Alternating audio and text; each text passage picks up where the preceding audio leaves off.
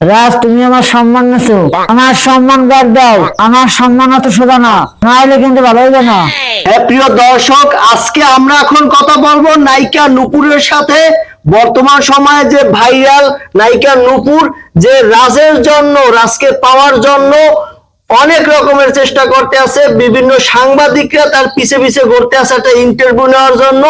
এই সেই নায়িকা নূপুর যে রাজের বাড়ি পর্যন্ত অন্বেষণ করছে।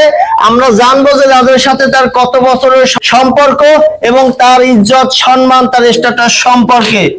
তো নূপুর আপা, জি বলেন। আপনার সম্মান নাকি অনেক বেশি? আমার জন্ম সম্মান অনেক সম্মান। আপনার নাকি নূপুর আপা অনেক সম্মান, কিন্তু আপনার গায়ে দেখতেছি আমরা কোনো জামা কাপড়ই নাই, তাহলে ইজ্জত সম্মানটা কমই দিলাম মেরা। তো এটা একটু বলবেন? আমি মনে মনে অনেক পদ্মাশীল, মনে মনে আমি বোরকা করি, হেজাব করি।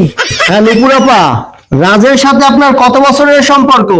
রাজের সাথে আমার 51 বছর সম্পর্ক। হ্যাঁ নূপুর আপা, তাহলে আপনার বয়স কত একটু যদি দর্শকদের কাছে বলতেন। আমার বয়স এই 40 চলে। আর নূপুর আপা, আপনার এই নাক মুখ তো দেখা যায় ফর্সা ফর্সা, আমার হাতগুলা তো কালাকা, এই সম্পর্কে একটু দর্শকের কাছে যদি কিছু বলতেন। আমার নাক মুখ পরিবর্তন সুন্দর, আমার আপনার দিনের মতো কালা। রাজ এর জন্য আমাকে বেশি পছন্দ করতো।